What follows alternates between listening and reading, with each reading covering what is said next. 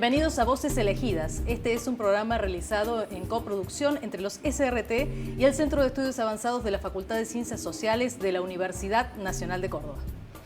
El Centro de Estudios Avanzados es una institución dedicada a la investigación y a la enseñanza de posgrado y acaba de cumplir sus primeros 30 años de vida. Comenzamos con la primera voz elegida del día de hoy.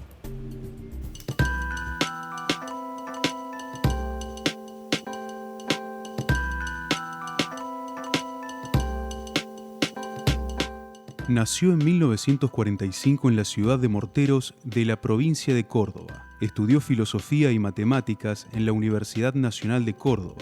Se doctoró en matemáticas e informática y trabajó en el Centro Nacional de Estudios de Telecomunicaciones de Francia. Hoy en Voces Elegidas conversaremos sobre Ana Rosa Cavalli.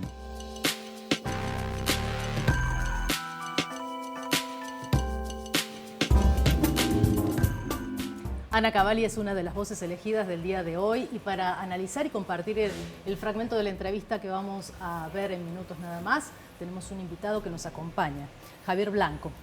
Él es doctor en Ciencia de la Computación por la Universidad de Holanda, es profesor titular de FAMAF de la Universidad Nacional de Córdoba.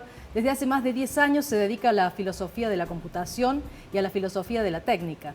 Desde el 2015 se desempeña como director de la Maestría Tecnología, Políticas y Culturas del CEA por la Facultad de Artes y Filosofía y Humanidades y actualmente es secretario de ADIUC, el gremio de los docentes e investigadores universitarios de Córdoba. Bienvenido. Buenas tardes, Fer, gracias. Bienvenido, Marcelo. Javier. Bueno, ¿les parece que comenzamos a compartir este fragmento? Con gusto. Lo vemos, director.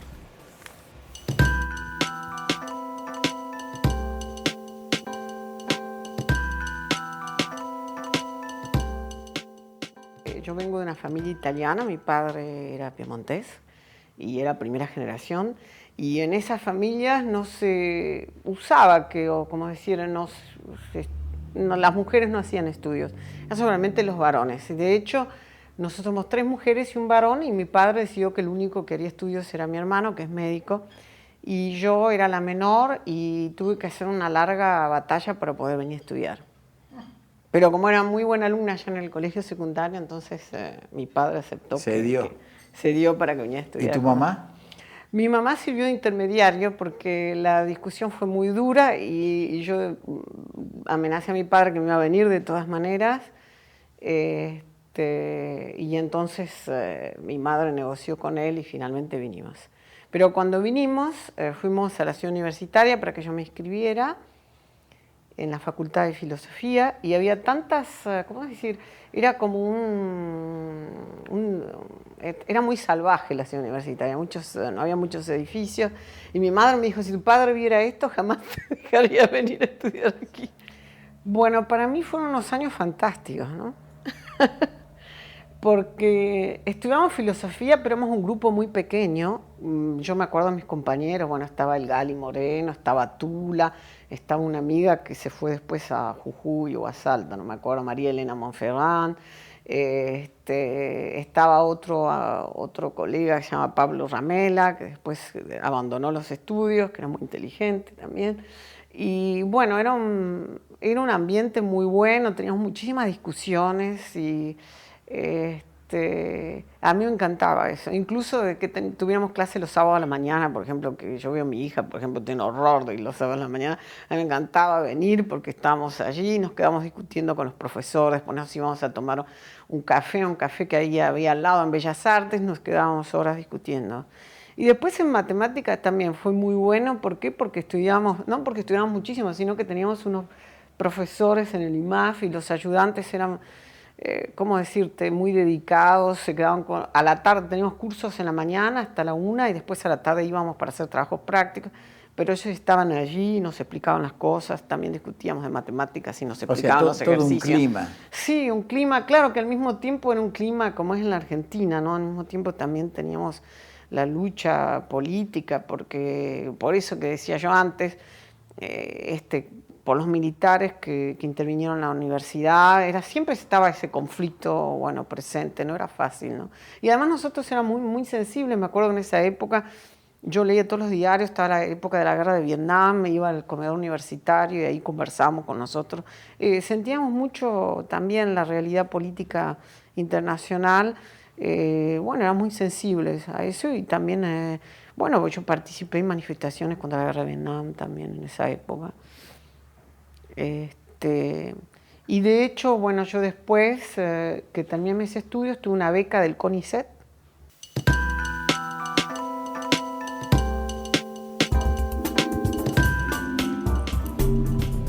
Javier, esta entrevista Ana Cavalli la realizó en su propia casa, Kuroki Murua, en el año 2004.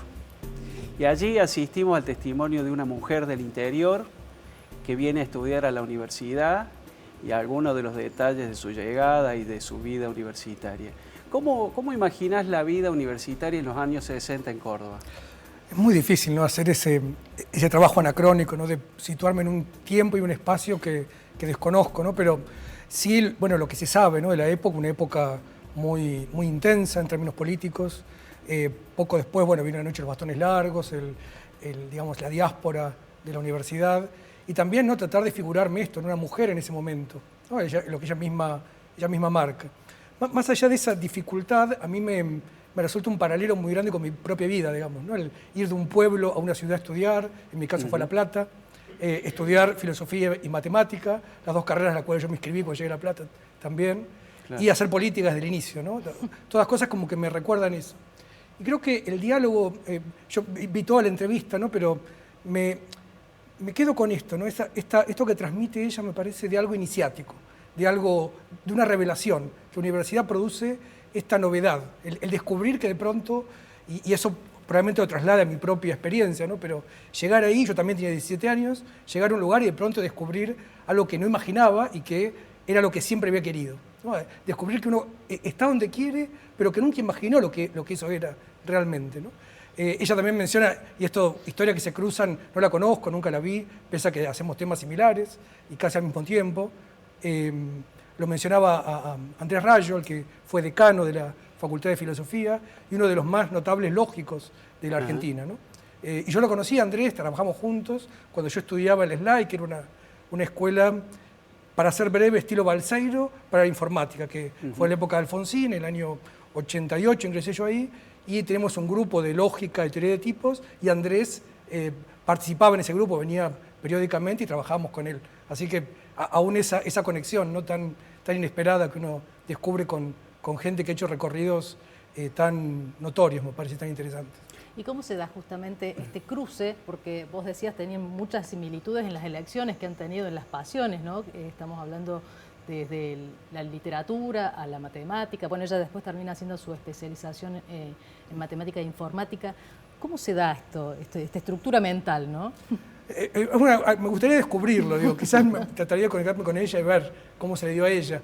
Inclusive varias cosas, ella decía, de adolescente leía Sartre, yo también, fue mi primera lectura adolescente, ¿no? Entonces, varias cosas como que me resonaban. Hay lecturas que hay que prohibir, entonces. Definitivamente, la náusea a los 14, 15 años no debe ser leída. Pero bueno, es lo que nos pasó en otros momentos, en los momentos en los cuales los libros eran los que llegaban a las manos, no los que uno podía elegir. Y me parece que como muy significativo ese recorrido, ¿no? Ese encuentro entre preguntas que tienen que ver con los fundamentos de las cosas, ¿no?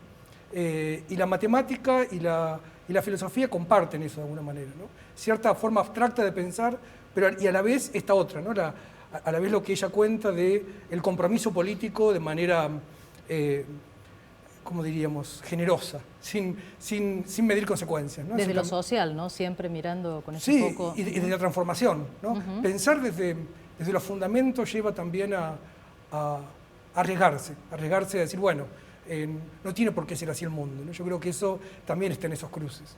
Hay algo también en la entrevista que no está mencionado aquí en este fragmento que vimos, pero que tiene que ver con la experiencia en otros países, en otras universidades, el contacto con colegas, con estudiantes de otros lugares, y esos viajes a veces elegidos y otras veces forzados, ¿no? Porque el caso de ella es un exilio, del que no ha vuelto en definitiva, ¿no?